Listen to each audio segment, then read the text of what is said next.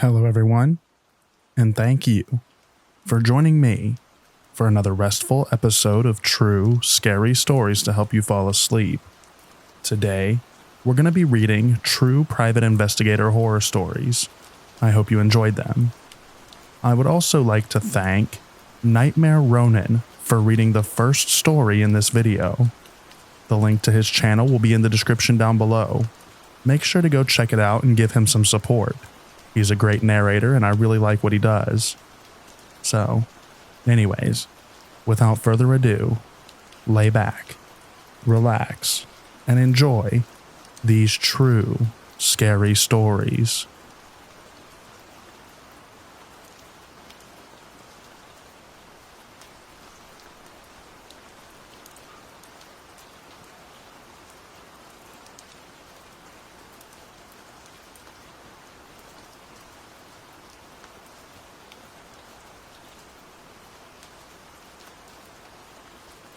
A business nearby was having its safe broken into on a roughly weekly basis, and had been for nearly 6 months.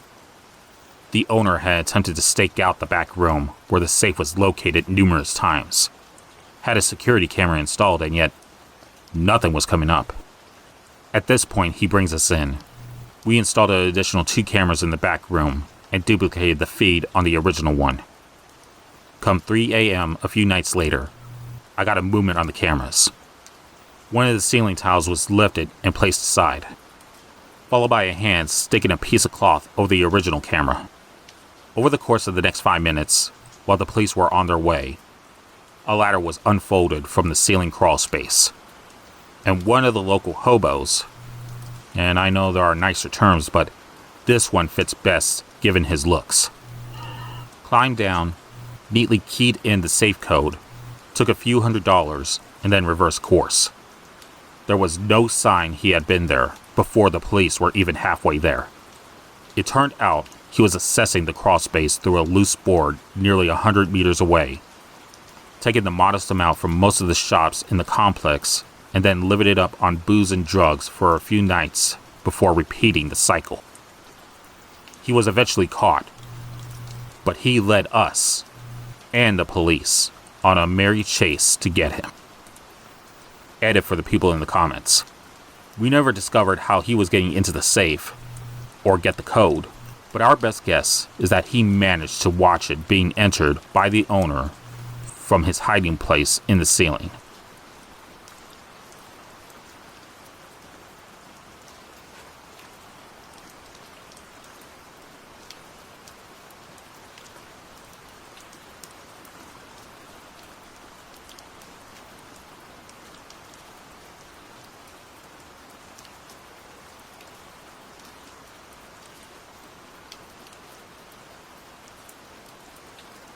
How do I deal with a paranoid person or other mental illnesses? I know that sounds unusual, but the following true story broke my heart. I had barely gotten my business up and running. I had practically exhausted my entire savings, and like many new business owners, I was slightly anxious to begin making an income. I got a call from a woman. I'll call her Anne. The first words out of her mouth were, "I need help. I'm being stalked. But I don't want to talk about it on the phone." Now, when I get a call like this one, I try to determine early on if this is a matter for the police. But since this lady didn't want to pursue discussion further on the phone, I scheduled an appointment for later that day. She insisted I come to her home. When I pulled into her driveway, I admit I was impressed. Her home was beyond beautiful. It was breathtaking. The first word that crossed my mind was mansion. When the door opened, a very elegant woman answered. She introduced herself, then she led me into a small room off the entry, where a tray of coffee and tea was waiting. I pulled a yellow notepad from my briefcase before setting it next to my chair. As I was taking my first sip of coffee, Anne began speaking very softly. "I had you come to my home because I rarely leave my house, and my husband is out of town. He wouldn't want me to call a private investigator." She folded her hands in her lap and seemed very nervous. For some reason, I started to feel uncomfortable. I asked Anne, "Why would your husband not want you to call an investigator?" Her answer would explain my discomfort very quickly. Anne looked down at her hands, which were in a constant twisting motion, saying, "My husband doesn't believe I'm being stalked." I could tell she was struggling to fully answer my question. I asked, "Could you explain how you're being stalked?" Anne glanced towards the floor, then her eyes moved to the edge of the room. "I'm being watched through the heat vents, and they listen on the phone and send me subliminal messages." Well, dang. I was suddenly acutely aware of Anne's stalking problems. She's mentally ill. How am I going to handle this mess? My desire to get up and leave was outweighed by my sympathy and concern for this sweet, frail lady. Despite her obvious mental weakness, she exuded class, elegance, and wealth. Added to this was her innocence, almost naive demeanor. My heart ached for her circumstance, but I also knew that I was helpless to assist her. She must have sensed my quiet hesitation, because she looked directly into my eyes and said, "You don't believe me, do you?" I sat my paper and pen onto the table, and in an effort to put her at ease, I said, "It doesn't matter if I believe you, Anne. All that matters is what you believe." She gave me a look of doubt and said, "None of my family believes me. I can't call the police because there's something on their files saying that I made threats to the governor."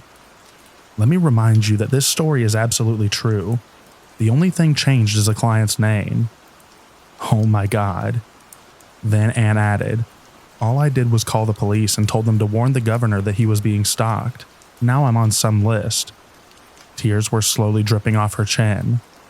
I handed her a napkin from the tray and asked, "Anne, do you have a doctor or a therapist that you talk to?"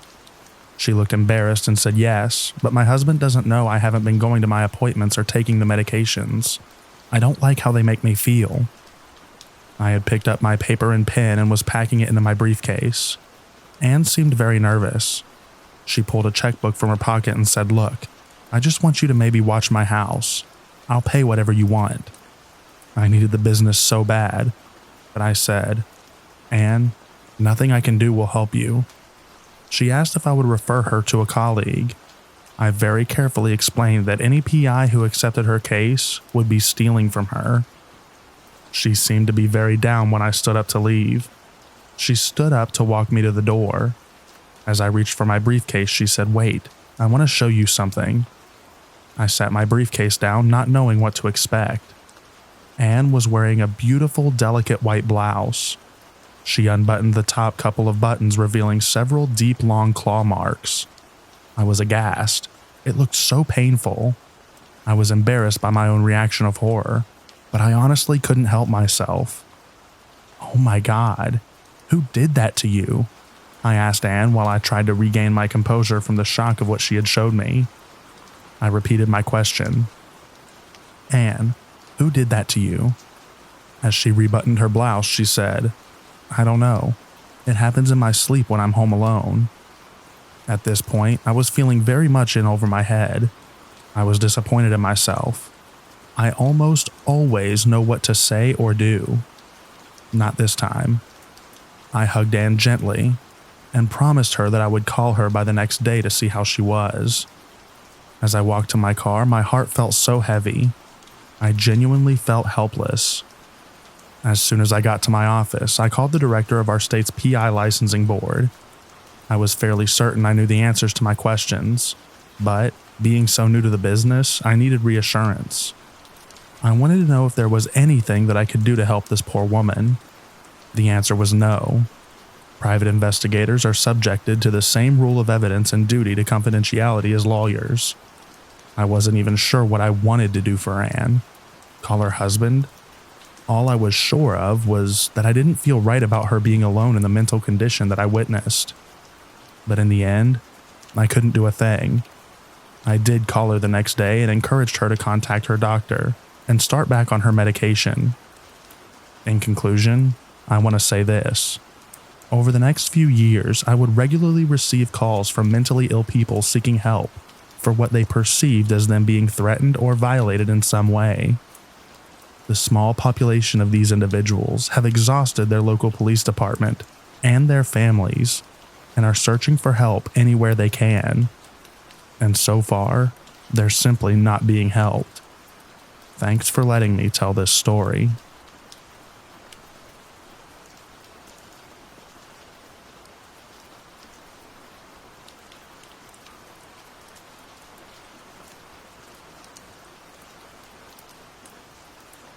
I've had a few scary incidents, but this one I will never forget, as things could have gone wrong for me really fast, especially since the agency I worked for didn't want us to carry. Well, don't send us in surveillances in really dangerous areas. I was doing a surveillance in a really bad neighborhood. It was a workman's comp fraud case. It stuck out like a sore thumb, to say the least. I was looking down for a minute while I was on the car phone with my mom. Didn't have a cell phone back then. It was 1995. And suddenly we hear gunshots. My mom said, "Is that what I think it is?" I looked up and said, "Oh my God." There was one group of older kids right in front and to the side of my car, shooting at another group across the street and vice versa. There were literally bullets flying over the hood of my car. I ducked and hightailed it out of there, doing a U-turn to go to the opposite direction. Before I did that, one of them saw me and gave me the motion that I better be quiet or he would shoot me. He pointed it at me and put his fingers over his mouth as if to say shh. I saw one across the street and he was down on the ground and his friends were trying to drag him away. I knew many police officers at that department, and the one who took my call I did not know. I wasn't a police officer myself, I just knew so many from school, work, and personally. They called me later on to say that they found no shell casings or anything, and no one was down. They asked if I was sure. Maybe they were playing. I stated my credentials and said that I'm working as a PI while going to graduate school for forensic science, specializing in advanced criminal investigation, and now you're just insulting me. I know what I saw, and my mom heard the shots over the phone, and I said, "You can ask the officer so-and-so," and threw out like 6 names of officers who know I wasn't mistaken. I called one of them who was a detective and knew me since I was 5 years old, and I said that I think I'm qualified to know what I saw and heard. He agreed, and I also know in these areas they often have 1 or 2 people who are not medical professionals, that they dress wounds and remove bullets because those who seek them out want to avoid the emergency room because they know they can get arrested. I told him that I could see that at least 2 of the guns were 9mm Glocks. He looked into it and called me back and said, "You're absolutely right. There were a bunch of spent Glock 9mm casings right where you said they would be, amongst others." He said that I was probably right about them avoiding the emergency room, and that because there was no body found and these scenarios are a dime a dozen for a large busy police department, they often don't bother to investigate further. So I asked, well, why didn't they just say that? He and another said because the last thing they want is for a civilian who knows what they're talking about, because of my training, to criticize or go to the press.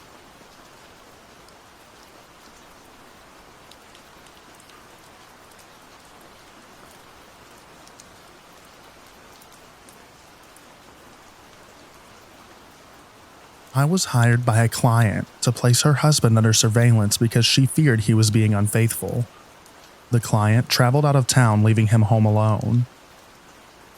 The client and her husband lived in the northwest suburbs in a newer subdivision.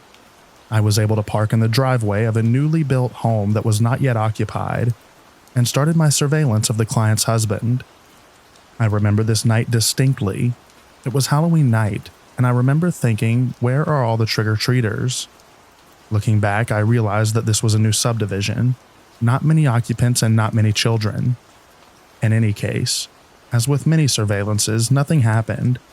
The client's husband never moved, but I have, of course, remained on surveillance, alert to any possibility that somebody would visit him, or he would leave.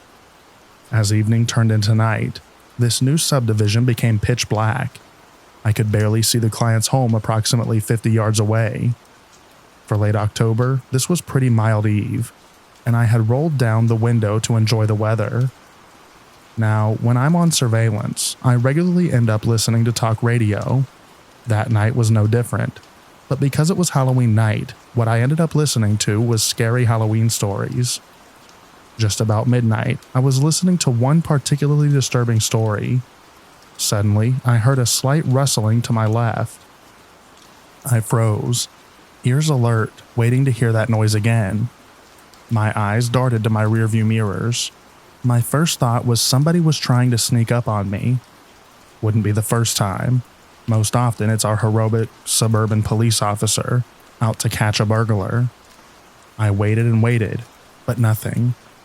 Eyes and ears alert for any sound, any movement. All the time wondering why I had just rolled the window down, putting myself more at risk than I would normally do. Then, just as I was ready to relax, out of the corner of my eye, something dark and gray jumped towards me from the dark. It jumped. I jumped. The adrenaline surged. I may have squeaked. I'm not sure. But I scared the cute little bunny rabbit sneaking up on my car, just as badly as he scared the fearless PI that Halloween night.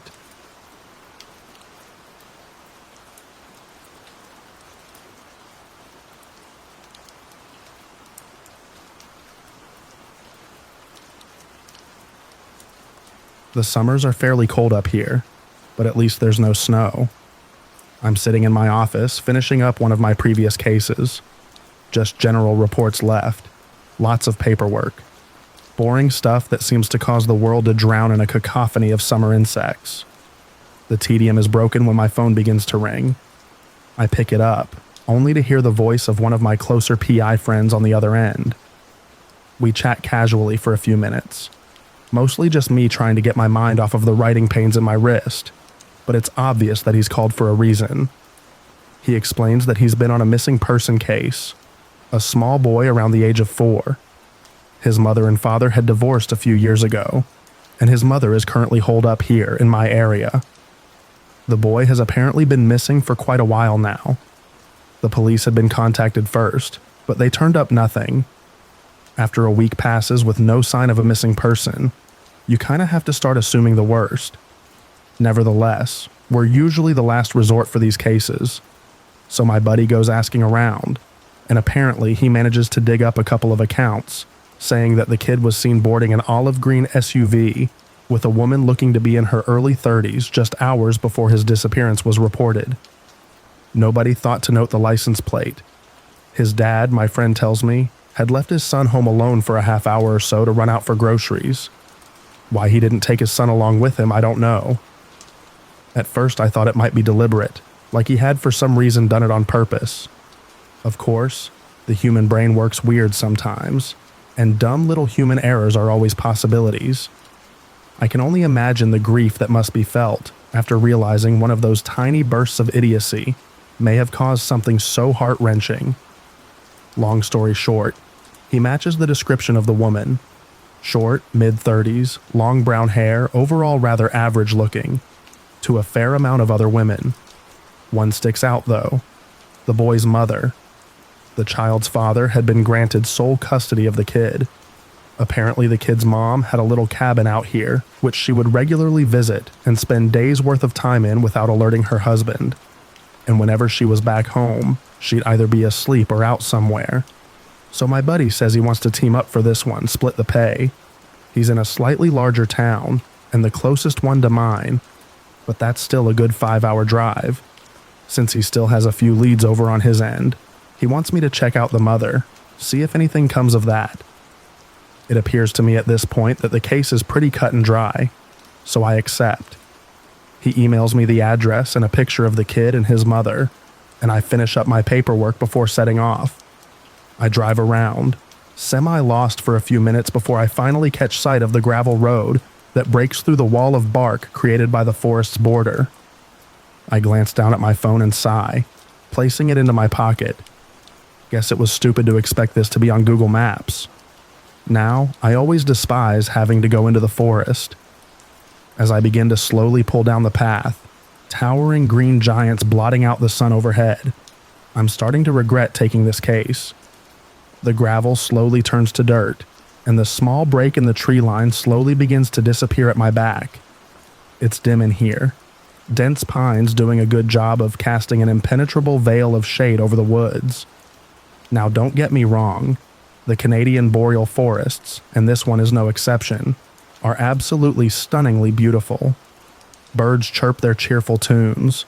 Small rock faces jut out from the land like Mother Nature's own sculptures, and streams of sparkling clear water babble across the rocks into cute little waterfalls, and occasionally picturesque lakes and rivers. But that's exactly why I hate these forests more than any other. More than anything, it always, without fail, seems like some horrible, sprightly facade. Like the entire forest is attempting to scrape this movie set together in order to offset the constant gnawing that I feel at the back of my neck and in the very core of my stomach whenever I come in here. The silhouette of a small building finally begins to come into view off on the horizon. So with a small sigh, I park my car and get out. As much as I'd love to stay cooped up in that metal haven of protection, I am here on a private investigation job.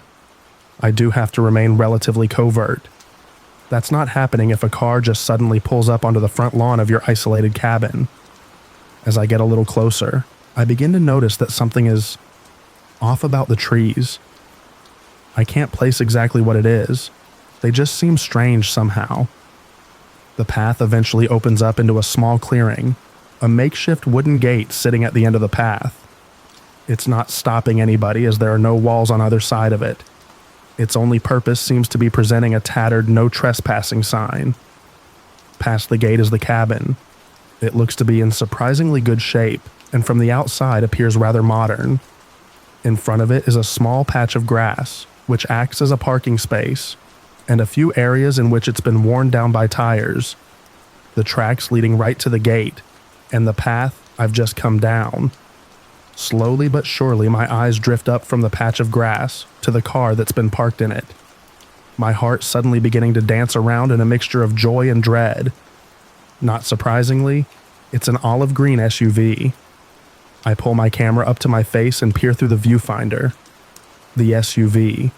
The license plate.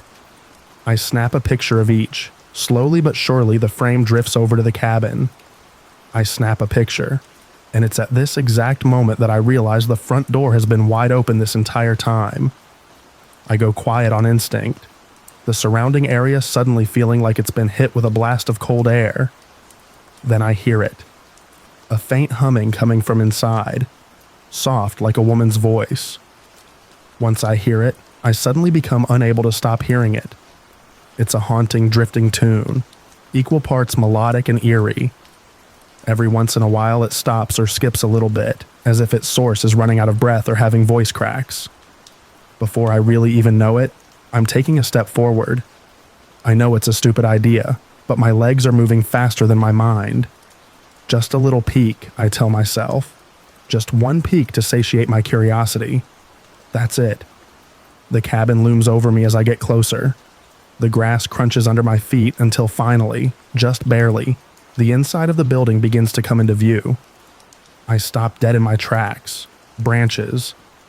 It takes a moment to register, but there are tree branches covering the floor. When I say covering, I mean covering. These are not sticks. They are long, spindly, thin tree branches, deliberately cut off of their trunks. Like a natural line, my gaze follows them to the single piece of furniture in the room. A small white coffee table and a CD player perched on top. And I realize why the humming sounded like it was skipping.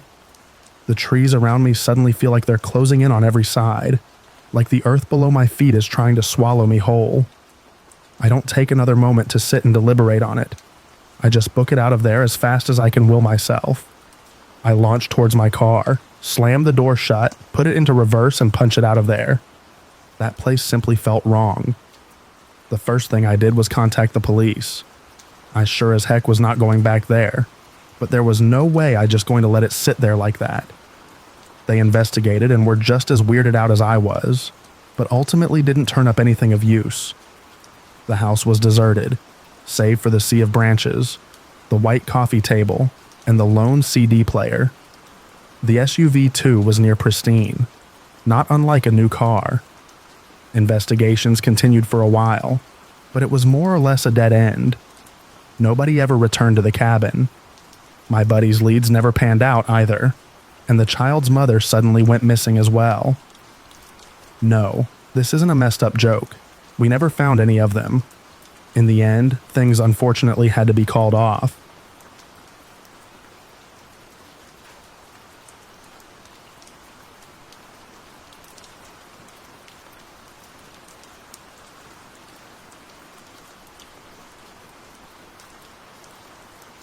This wasn't really a crime per se, but it was a scary incident with a sad outcome which I was involved in, which led to me associating with law enforcement and using some amateur detective skills.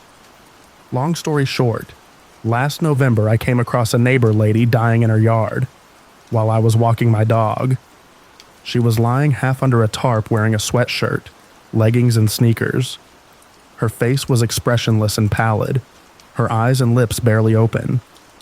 I approached her thinking this had to be a mannequin. She didn't look real, and people do dress mannequins up for Halloween to use as decorations. So I thought perhaps someone was simply putting the mannequin away and had to go inside the house for some reason. I knocked on the door, beheld two worried-looking dogs, walked back to the figure in the yard, and asked doubtfully, "Ma'am, are you okay?" No answer, so I knelt and felt her wrist for a pulse which I could not detect. I then saw she had wireless earpod in her ear and knew she had to be real. This was not a mannequin. I pulled out my phone and called 911. The police were there in 2 minutes, and they attempted CPR on her, then took her away in an ambulance. A neighbor from across the street came over as they were trying CPR and told me he had seen the lady doing yard work. Then when he didn't see her, she assumed she went into the house. He could not see where she was lying from his window, but he had seen me arrive with my dog investigating the scene, then pull out my phone, and he knew something was wrong. I'll be honest, I was glad for the neighbor's presence, not only to have someone to talk to, but so that, if the police suspected any foul play, the neighbor could corroborate that I simply showed up, checked the scene out, then called 911. He would be my alibi, in other words. An officer called me the next day to inform me that while they had detected some measure of brain activity, they could not save her, and she passed away. I later found out she had had a burst aorta, which likely caused her to collapse on the spot. There was no foul play. I was not a suspect in any way. I deduced the presence of an earpod meant she had to have a phone on her. I saw no sign of a phone in her hand. Whatever happened to her, it happened so fast she didn't have the time or ability to pull out her phone and call for help, much less go in the house. I didn't even know her at all, but I think about that poor woman every day. I hope she is at peace.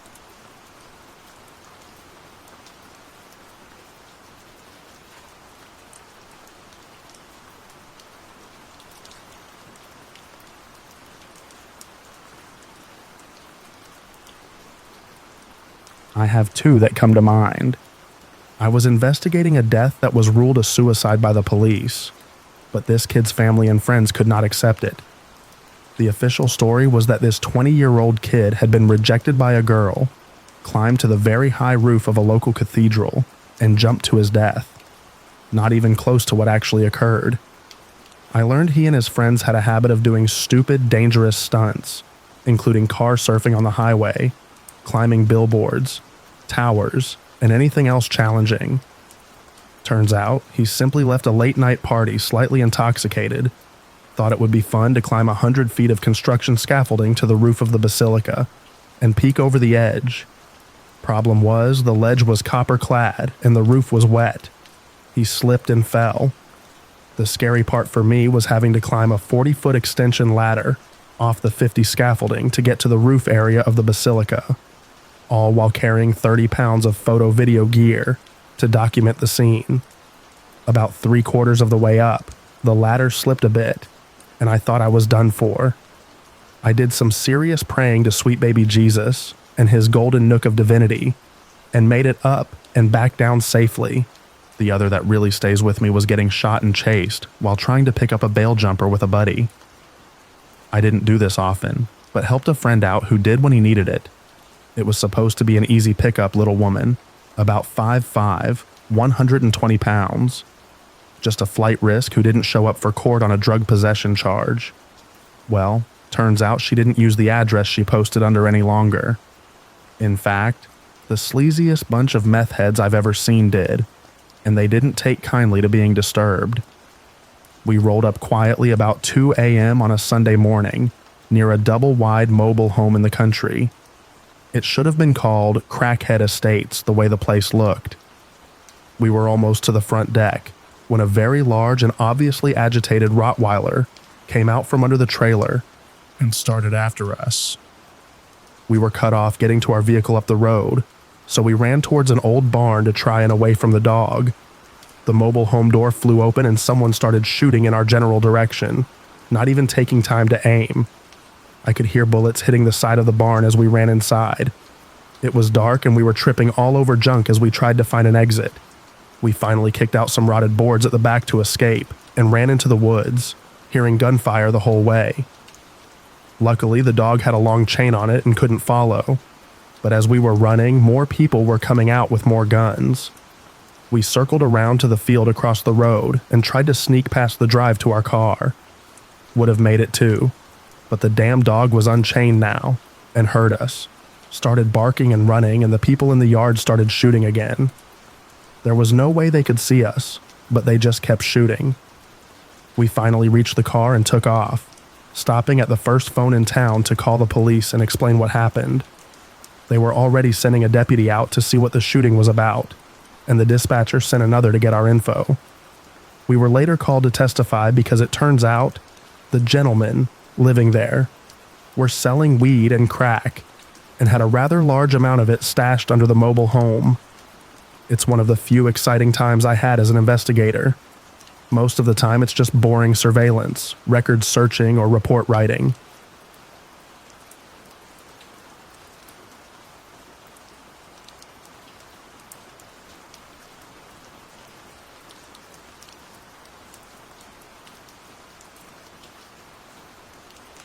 This thread's not getting any traction, but I'll bite regardless.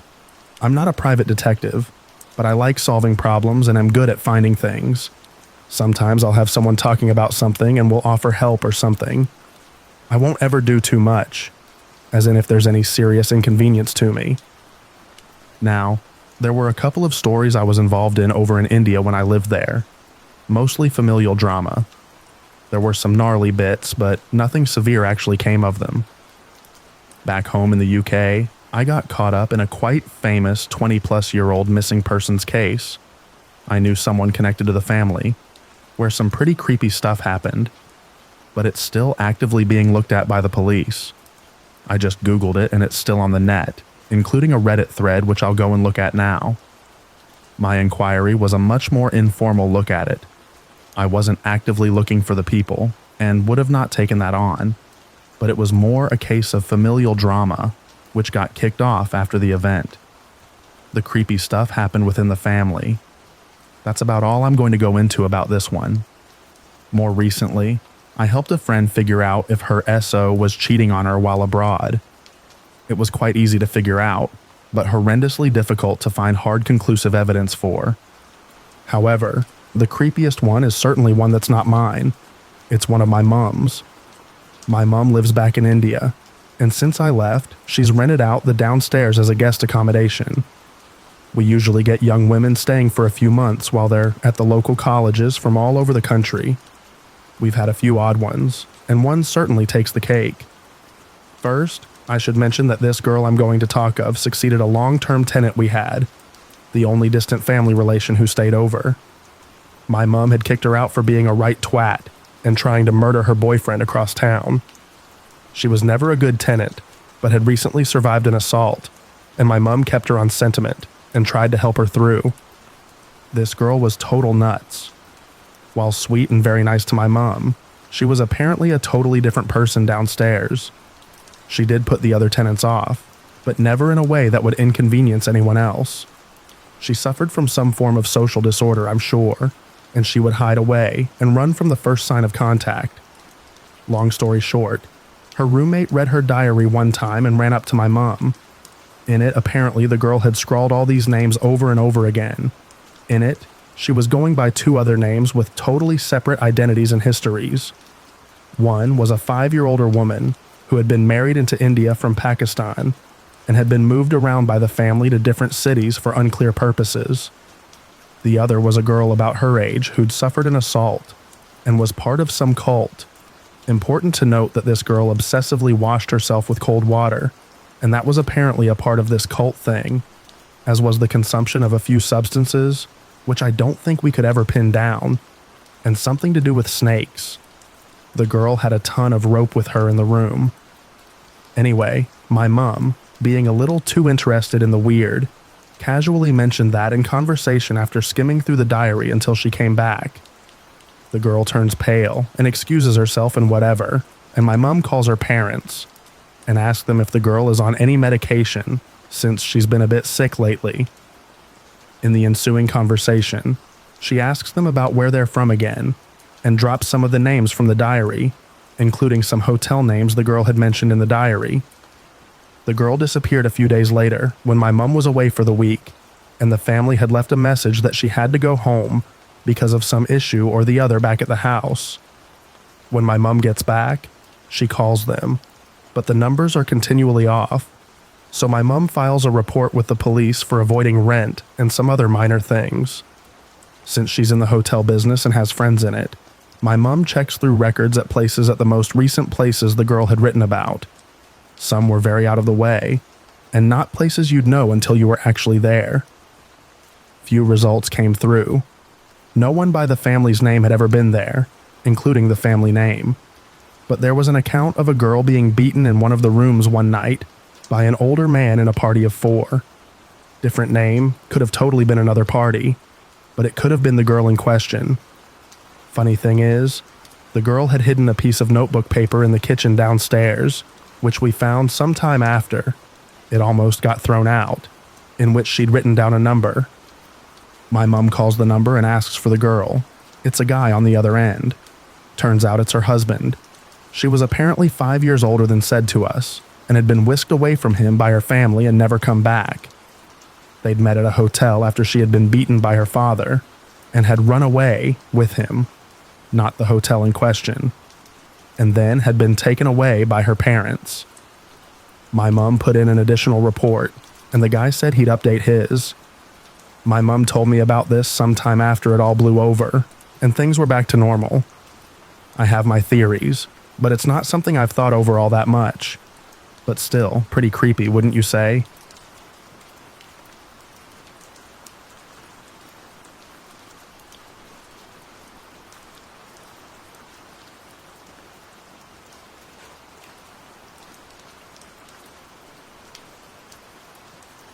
Last year, I was 17.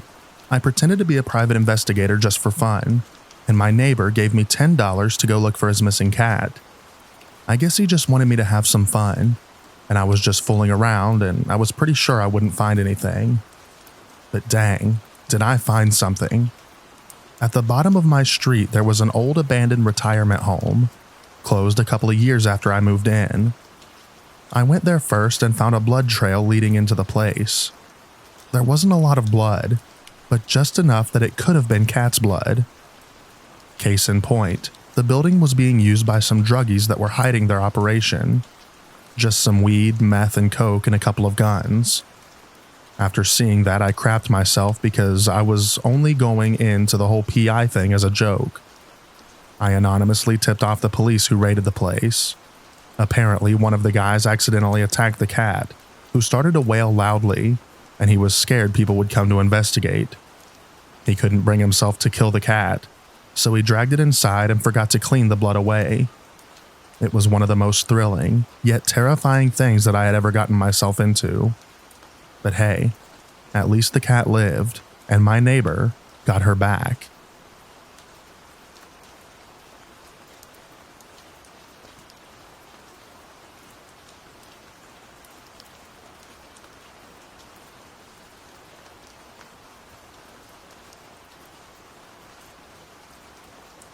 I don't have my license, but I do work in a PI office.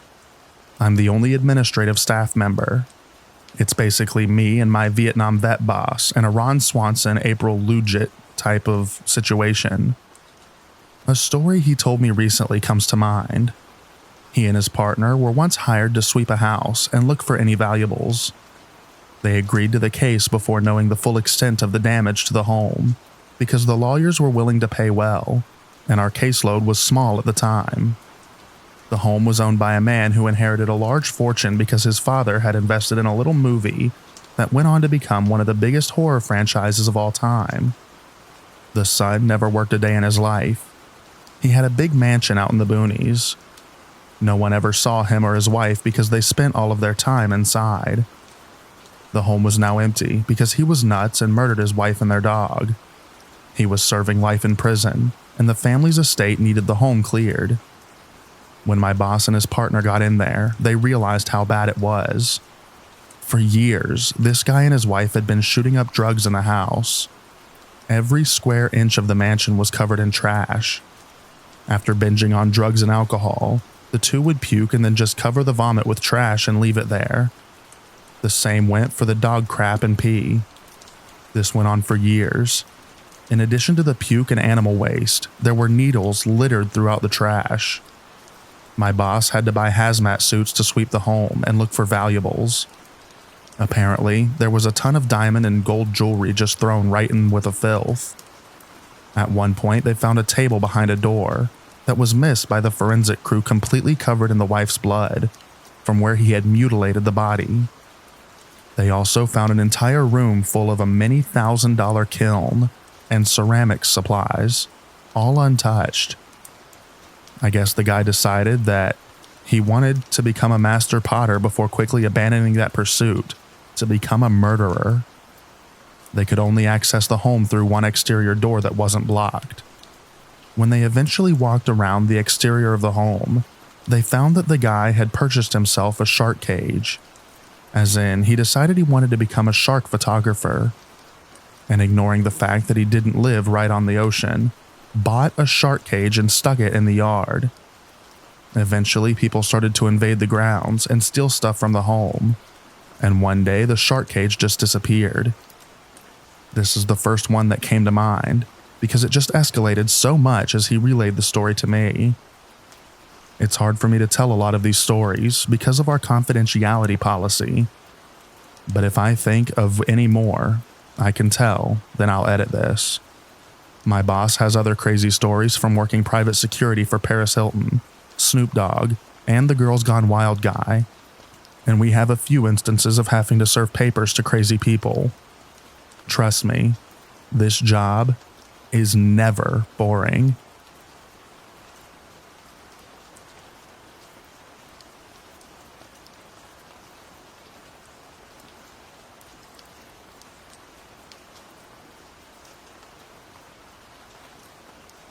Not a professional PI, but I did some investigating for fun during my senior year in high school, as I had literally half the school day's worth of free time, had friends who weren't exactly on the same schedule, was always in want of pocket change, like everyone else, and had variable amounts of craps to give. So from time to time, I would be hired for my services, usually $5 or $10 for some simple work, mostly just making sure boyfriends and girlfriends weren't having fun without each other during times they were apart at school hours. But aside from that work, occasionally I did have some interesting actual detective-like work. In this case, I was actually hired by this really chill teacher who taught comp sci in order to try and catch a serial class cutter, in exchange for access to the computer lab, so I could chill and occasionally use to probe social media for other cases. He wanted me to catch the cutter and bring him to the teach, because he really wanted the kid to come to class and learn, and he really wanted to help the kid.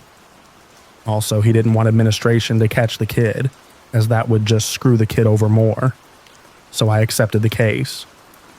First thing was first, I made sure to check in with some of his classmates, who actually saw him come to school.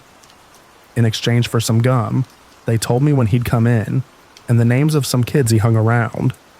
From that, I drew a list of potential people to question, but soon found out the kids either belonged into one of two categories.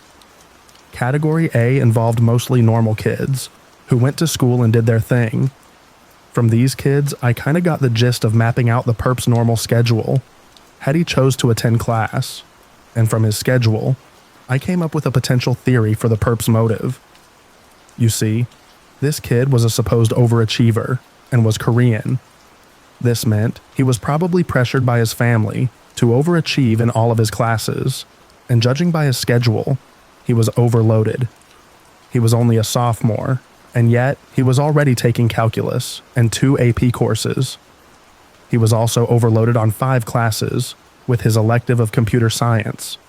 And for all I knew about the typical Asian household, he was also probably prepping for the SATs as well. Yeah, this kid was overworked. In any case, on to category B. From this group, most of the kids here were known stoners, users mostly, who hung about at the park next door, smoking pot and just chilling. From this group, there were 2 people, I guess famous among the student population, for being dealers, who dealt usually in some cheap, but still works weed, or more expensive edibles. I heard from kids that the perp had been hanging around these 2, trying to ask around how these kids could be so chill in high school. After that meeting, the kid said he would meet the group more and more often, and after those few meetings, it seemed to correlate with the perp's started absences. So I went to talk to the 2. When I first met them, they were extremely tight-lipped about not snitching out their clientele. Pretty admirable if I do say so myself. But I had a job to do, and a perp to find. So I tried to convince them by appealing to both their compassion and their business interest. I told them about the perp, told them of his circumstances, and told them why I wanted to bring him in. I told them he needs actual help about his circumstances, and someone professional to talk to, not just a temporary escape. Keep in mind, I was not this eloquent. I'm just retelling it as so, because we all like to glamour the proud moments of our past. I could tell this had some effect, though they wouldn't budge, so I told them to cut me a deal just this once, and said, in exchange for info about the perp, I would help keep lookout for a week, for them when they dealt in the building. In any case, from the 2, I found out where the perp regularly hung out, which was either out in the farthest edge of the park, near the forestry area, or near the school's boiler room. I found the perp at the park. I knew he was there, because I could smell the pot in the air. Pot always smells like skunk, with a tinge of metal. When I spotted him, he was facing away, just sitting there, looking at the trees, a rolled joint hanging out of his mouth. And when I knelt down next to him to talk, I could see his lifeless, bloodshot eyes. So I just talked to him, while he listened, just sitting there, staring into the trees. I told him who I was, what I was doing here. No reaction. I told him about the comp sci teach and how we wanted to help him. No reaction. I told him there people worried about him. He cringed a bit, then resumed sitting. So I sat down, sighed, opened a bag of chips, and offered him some. He ate some, and for the rest of that morning I just chilled there with the perp, telling him it was okay to wait, but I needed to bring him back by the end of the day. I ended up inadvertently cutting some classes myself that day, though it wasn't as important as I was a senior, and really only showed up as a formality anyway. In any case, as he inadvertently sobered up and came back to reality, he started weeping. I could tell from his demeanor he was sick and tired of his life, but was too scared to say anything, as I knew from the Asian stereotypes, the kids were harshly disciplined from a young age. And as I took his hands to pick him up, I could tell he had no strength in him. So I had to bring back this sad, weeping, lifeless, sad sack, and had to carry him, shoulder to shoulder, out of the park and into the school building. Luckily, it was still during class times, so not a lot of people saw me carrying this weeping kid in. The security guard up front and passing aides were originally suspicious, but I managed to convince them, as I told them I was working a case for a teacher. And when they pressed further, I gave them a handwritten note, signed by the comp sci teach, which had his number, in case people pressed. Naturally, a security guard did press, and we had to wait at the entrance, while the comp sci teach was called in to pick us up. And when he showed up, the teach had a face of, first, relief, but then sudden shock, as he looked at the kid's lifeless, weeping face. And so, He escorted us back to his office, as I continued having to drag the kid over. I explained to the teach everything I had investigated about the kid and his circumstances, especially with the potential abusive household and his resulting escapism. And while I stood there explaining, the kid was just lifeless. In the end of the meeting, the teach called in both a guidance counselor and the school psychologist. And as I left to attend the only class I had left, I heard his parents were called in. In any case, that was a case closed. But unfortunately, the kid's life didn't really get much better. I heard from the teach, because of the loose definition of what constituted discipline and abuse in the household, they couldn't press charges against the family. And because the family found out about his apparent drug use, skipping class, and apparently wasting the kid's own time and future, the parents were very angry with the kid. And so, afterwards, rather than getting help or getting better, the kid just kind of shut down as a person. Though he attended all of his classes and did all of his work, he made no friends, exhibited no apparent emotion, expressed no interest, achieved only what was necessary to pass, and always went straight home. It seems the teach, I, and the system all failed him. That was probably one job which wasn't worth doing. The resulting room felt empty, as we would both lament it on this case, with guilt, if and when I showed up to the comp lab. So I didn't really hang out there, and just went to the library with a VPN for my needs. In any case, a few years after I graduated, I tried to look the kid up, but found nothing. I tried to investigate, via people who knew him, but everyone didn't really know what happened to him. He made no friends, talked to no one, didn't even have an account on social media. He just kind of disappeared.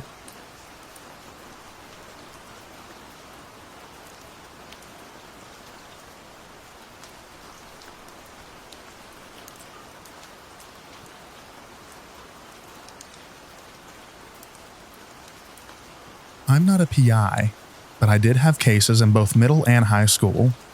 I didn't get paid other than in favors and/or lunches. The way this worked is someone would tell me their story and I'd give advice.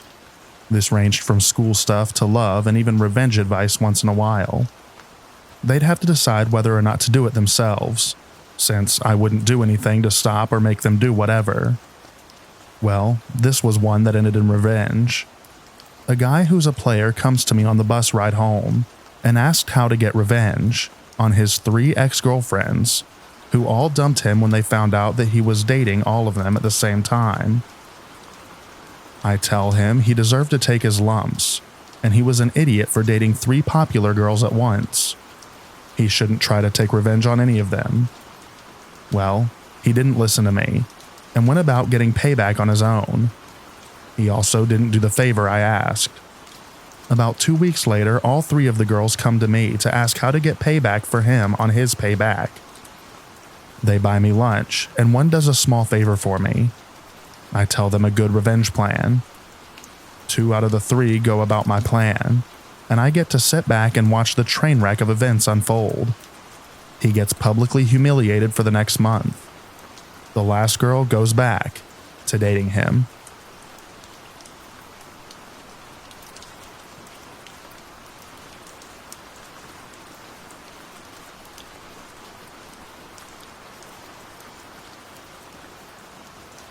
Thank you so much for listening to all of the stories in this video. I hope you enjoyed them. I also hope that you enjoyed the extra rain at the end. Get a good night's sleep, everyone, and I'll read to you in the next video. Bye-bye now.